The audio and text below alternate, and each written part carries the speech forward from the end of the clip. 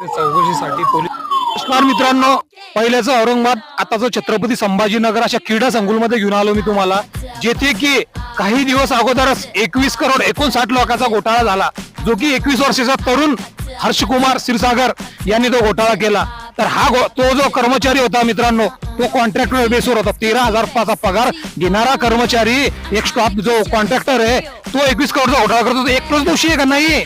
या क्रीडा संकुलमध्ये 21 22 करोड निधी येऊन पडतो आणि इथं कोणाचं लक्ष राहत नाही, असं शक्य आहे का? तर इथले कर्मचारी असेल, त्यानंतर ठेकेदार असेल, त्यानंतर आमदार असेल किंवा मंत्री महोदय असेल, हे सगळे जबाबदार आहे या गोष्टीला.